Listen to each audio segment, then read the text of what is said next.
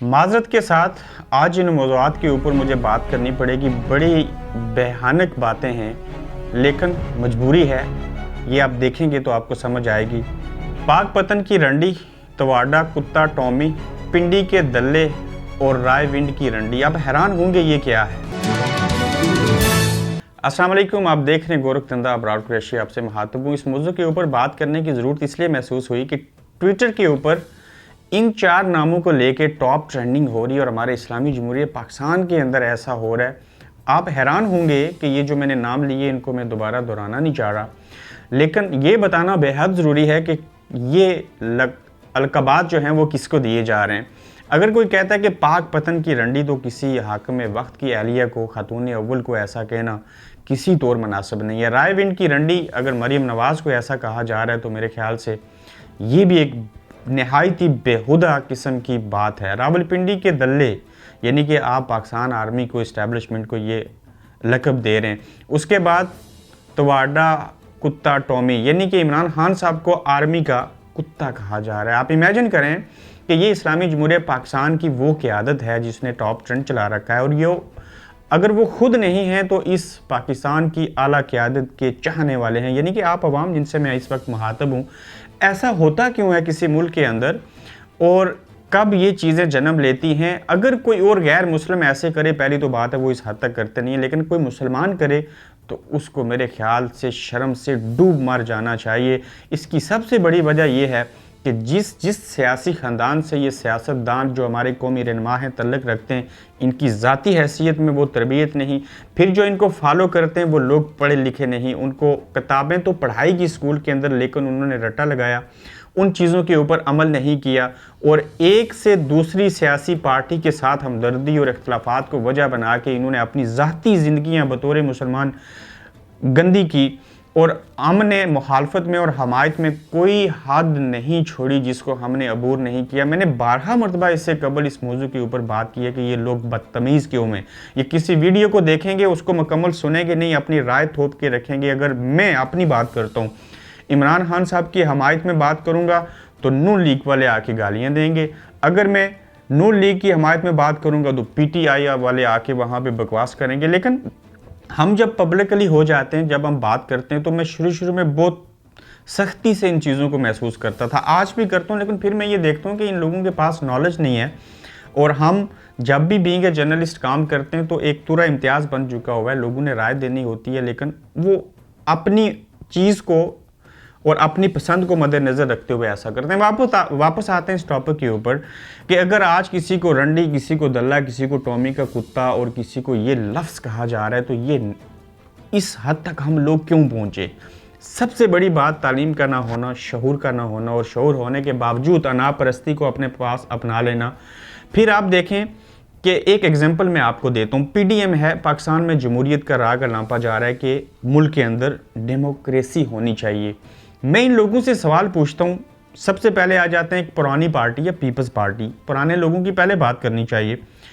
پہلے ذوالفقار علی بھٹو شہید تھے، پھر ان کی جو بیٹی ہیں محترمہ بینظیر بھٹو شہید صاحبہ آئی، وہ دنیا سے چلی گئیں. شہادت کے بعد تو ان کے خامند آ گئے. ان کے خامند کے بعد کیا ہوا کہ بلاول آ گئے. بلاول کو کرونا ہوا تو ان کی دوسری بہن آصفہ آ گئیں. جن لوگوں کو اردو بولنے کے اوپر عبور حاصل نہیں ہے اور وہ عوام سے خطاب کر رہے ہیں، رٹی رٹائی چیزیں ہو رہی ہیں، لیکن پبلک ان کو مان رہی ہے. ہاں، ان کے فالورز ہیں، ان کو ماننا چاہیے. یہ ان کی اپنی ذاتی سوچ، اپنی ذاتی پسند اور ناپسند ہو سکتی ہے. میں کہنا یہ چاہ رہا ہوں. دوسری طرف آپ آ جائیں کرنٹ سچویشن کے اوپر. میاں صاحب کو عدالت اگر نااہل قرار نہ دیتی، الیکشن کمیشن سے وہ رولنگ نہ آتی، تو میاں صاحب نے بھی تا حیات ہی پارٹی کا صدر رہنا تھا. پھر ان کے بھائی، ان سے جان چھوٹی تو شہباز شریف صاحب کو پارٹی کی صدارت مل گئی. یہ بھی کوئی بڑی چیز نہیں ہے، بیرونی دنیا میں بھی بعض دفعہ ایسے ہوتا ہے. لیکن پھر آپ دیکھیں کہ المیہ یہ ہے کہ جو لوگ جمہوریت چاہتے ہیں، جو پی ڈی ایم کے نام سے جلسے کر کے کچھ اور کرنا چاہتے ہیں، اسی پارٹی کے اندر دوسری پارٹی کی ایگزامپل دے رہا ہوں کہ شہباز شریف صاحب نیشنل اسمبلی کے اندر اپوزیشن لیڈر ہیں. ان کے صاحبزادے حمزہ شہباز جو ہیں وہ پنجاب اسمبلی کے اندر اپوزیشن لیڈر ہیں. کیا ان پارٹیوں کے پاس کوئی اور لائق لوگ نہیں بچے؟ میں درجنوں نام لے سکتا ہوں جو ان دانوں سے بہتر ڈیزرو کرتے ہیں کہ کسی کو وزیر اعلیٰ بنا دینا چاہیے، کسی کو اپوزیشن لیڈر ہونا چاہیے، لیکن ایسا ہے نہیں ہے. سوال یہ پوچھنا ہے کہ اگر آپ لوگ اپنی پارٹیز کے اندر جمہوری سسٹم نہیں لے کے آ سکے تو آپ کیسے عوام کو بیوقوف بنا کے جمہوریت کا راگ علام کے پی ڈی ایم کے جلسے کر کے یہ ثابت کرنا چاہتے ہیں کہ ہم جو ہیں وہ جمہوریت کے دعوے دار ہیں؟ ایسا نہیں ہے۔ پھر ان لوگوں نے استعفے لکھ دیے، استعفے لکھنے کے بعد وہ اسپیکر کے پاس جمع کروائیں گے۔ یہ کہا جا رہا ہے کہ کسی نہ کسی طرح سے جو ہے یہ پارٹیاں چاہتی ہیں کہ اس عمران خان سے جان چھوٹ جائے۔ اب جو پاکستانی آئین ہے اس کو دیکھا جائے، یہ بھلے استعفے دے دیں تو پہلی تو بات ہے استعفے کب دیں گے؟ اگر دے دیتے ہیں تو یہ اسپیکر کے اوپر ہے کہ اس کو وہ قبول کرتے ہیں کہ نہیں کرتے۔ اگر وہ کر لیتے ہیں تو اس کے باوجود جو ڈیکورم ہے اس میں اگر 84 لوگ خان صاحب کے پاس رہ جائیں یا جو اسمبلی کے لیے منیمم ریکوائرمنٹ ہے 172 پاس رکھیں تو وہ بطور پرائم منسٹر بھی رہ سکتے ہیں، اسمبلی کو بھی چلا سکتے ہیں، کچھ نہیں ہوگا۔